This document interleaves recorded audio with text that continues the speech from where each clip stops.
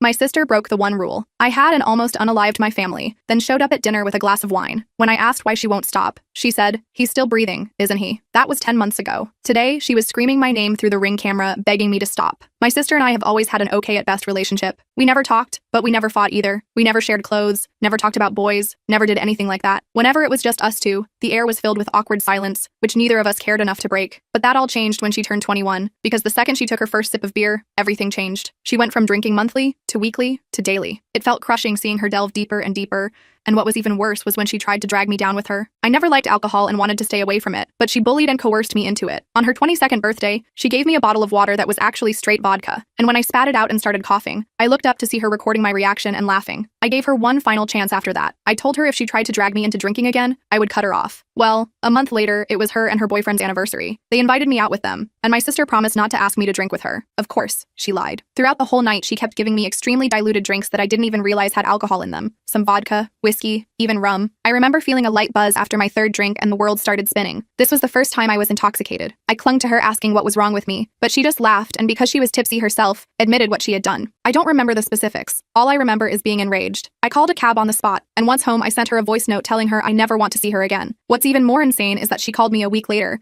blaming me for ruining her party, because everyone looked at her like she was an eye-hole after finding out why I left. I didn't even respond, just hung up. Life went on without her. I soon met the love of my life. We got engaged, got married. My sister wasn't invited, never even attempted to reach out. But then, coincidentally, when I was pregnant, she sent me a message. She said she saw my Facebook post about having a baby with my husband on one of her friends' accounts, and seeing it made her realize nothing is more important than family. She apologized and begged for another chance. I was very reluctant, but eventually agreed. We met up for coffee at a little brunch spot, and even though she was nice and apologetic, she still had 3 glasses of wine, which let me know she was still drinking regularly. I asked about it, and she said alcohol was a part of her life she never wishes to give up, but she did promise that if let her back into my life, she'd never drag me into drinking again. I thought long and hard about it, and I agreed. I wasn't sure what to expect, but everything actually went fine. She respected my boundaries, never asked me to drink, and never got more than tipsy in front of me. But then last week she came over to my house, and that was when I realized resuming contact with her was the worst thing I could have done. This was the first time I'd let her come over after my baby's birth. I had warned her that she wasn't allowed to go near the baby if she drank, and she told me that was no problem. I still had a bad gut feeling about it, but the last year gave me good reason to trust her, so I pushed my worries away. But then she came over with 2 bottles of wine. We all had a pleasant chat, and even my husband had a glass. I, however, did not drink. My sister almost finished the 2 entire bottles herself and was quite hammered. Still, the evening was going okay, but then she asked to use the bathroom. I pointed her upstairs, and after waiting a few minutes, I went to check on her to make sure she wasn't getting sick. But when I went up, she wasn't in the bathroom.